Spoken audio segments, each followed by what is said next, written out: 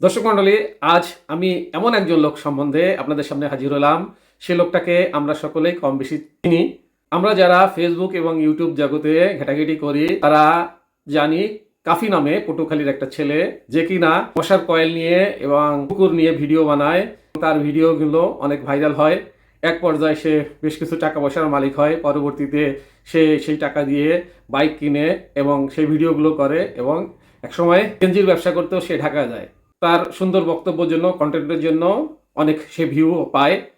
তো যাই হোক, তার ব্যাপারে আমরা কিছুদিন পূর্বে কি দেখলাম, উনি বৈষম্যবিরোধী ছাত্র আন্দোলনের সাথে যুক্ত হয়ে জুলাই আন্দোলনে ফ্রন্ট লাইনে থেকে ভূমিকায় অংশগ্রহণ করছিলেন।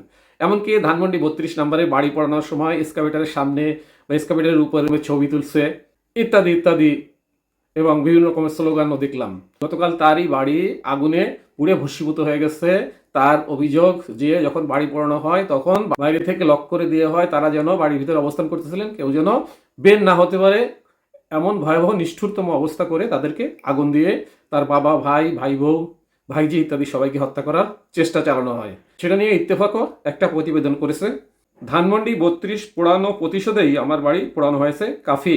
ঘটনার বিবরণী প্রকাশ কন্টেন্ট ক্রিয়েটর নুরুজ্জামান কাফি দাবি করেছেন, ধানমন্ডি 32 নম্বরের বাড়ি পোড়ানোর ঘটনার প্রতিশোধ নিতে তার বাড়ি পোড়ানো হয়েছে।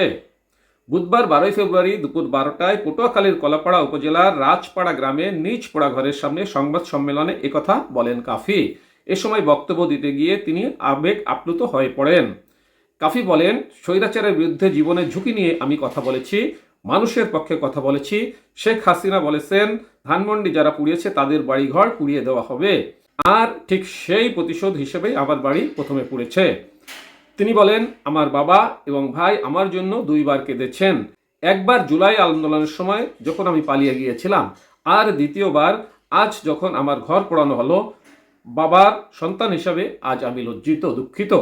সংবাদ সম্মেলনে সরকারকে হুঁশিয়ারি দিয়ে কাফি বলেন, অন্তর্বর্তী সরকারকে উদ্দেশ্য করে বলছি, 7 দিনের মধ্যে আমার ঘর পুনর্নির্মাণ এবং দোষীদের গ্রেপ্তার করা না হলে আমি একাই এই পোড়া বাড়ির সামনে রাস্তায় দাঁড়াবো। আমি কি সেটা 7 দিন পর দেখাবো কি? বিপ্লবী ছাত্র জনতা আমার সঙ্গে রয়েছে। এই পোড়া বাড়ির সামনে দাঁড়ালে টিএসসি পর্যন্ত জ্যাম লেগে যাবে। দরকার হলে বিপ্লবী সরকারের ডাক দেব। তিনি আরো বলেন, 60% মানুষ ইতিমধ্যে সরকারের উপর থেকে আস্থা হারিয়ে ফেলেছে।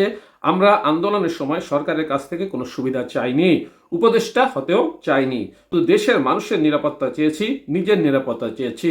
অথচ আজ আমার নিজের ঘরও নেই। এই ছিল কাফির ঘর পোড়ানোর সর্বশেষ অবস্থা।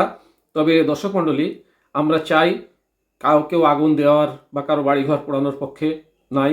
আমরা সবাই শান্তিপ্রিয় মানুষ এবং আমরা সকলে মানবিক হই এবং আইন যেন নিজের হাতে তুলে না নেই। সবাই ভালো থাকবেন। সাথে থাকার জন্য ধন্যবাদ। আসসালামু আলাইকুম।